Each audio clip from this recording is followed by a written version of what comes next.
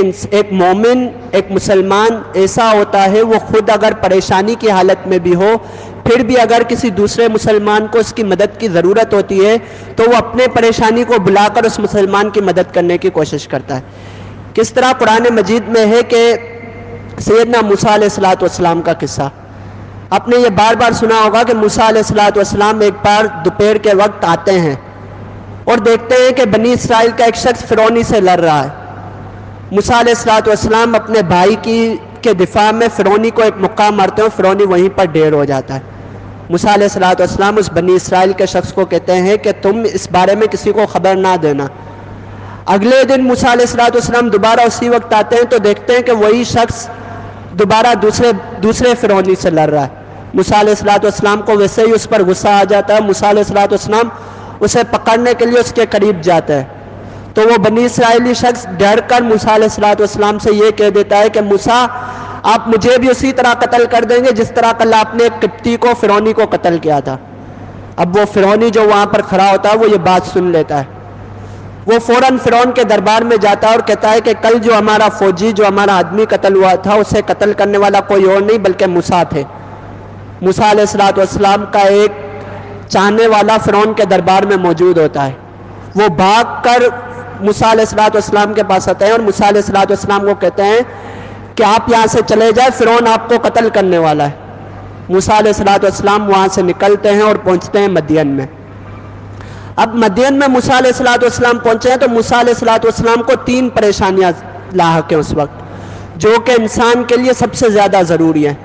سب سے پہلی پریشانی موسیٰ علیہ السلام کی جان خطرے میں، دوسری پریشانی موسیٰ علیہ السلام بھوک سے نڈھال ہے، تیسری پریشانی موسیٰ علیہ السلام کے پاس رہنے کے لیے کوئی چھت نہیں ہے۔ اس حالت میں موسیٰ علیہ السلام مدین کے علاقے میں پہنچتے ہیں۔ اب یہ دیکھیں کہ ایک مسلمان کس قدر کمزور ہونے کے باوجود بھی اگر وہ کسی اور کو مصیبت میں دیکھتا ہے تو وہ کس طرح مدد کرتا ہے۔ موسیٰ علیہ السلام وہاں پر اس جگہ پر جاتے ہیں جہاں پر لوگ اپنے جانوروں کو پانی پلا رہے ہیں۔ موسیٰ علیہ السلام دیکھتے ہیں کہ سارے لوگ، سارے آدمی اپنے جانوروں کو پانی پلا رہے ہیں، دور 2 عورتیں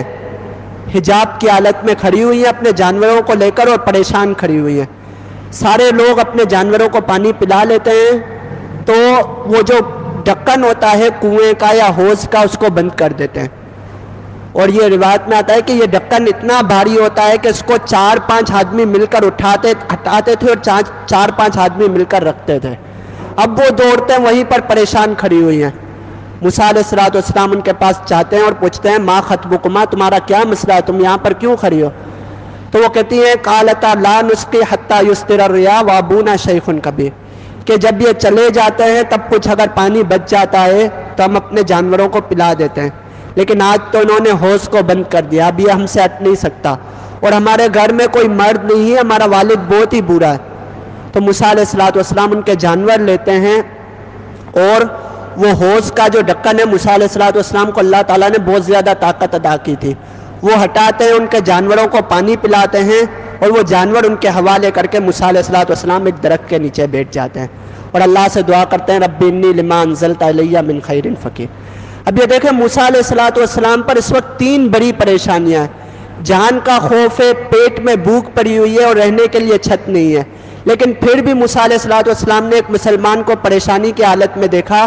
تو اپنی پریشانیوں کو چھوڑ کر موسیٰ علیہ السلام اس کی مدد کرنے کے لیے پہنچ گئے، اس قدر سختی کی حالت میں بھی۔ تو ایک مومن کو بالکل اسی طرح ہونا چاہیے کہ اگر چاہے اس کے حالات اچھے ہوں، چاہے اس کے حالات کس قدر سخت ہوں، اگر وہ اپنے کسی بھائی کو پریشانی میں دیکھے تو اللہ تعالیٰ نے جتنی اس کے اندر استطاعت دی ہے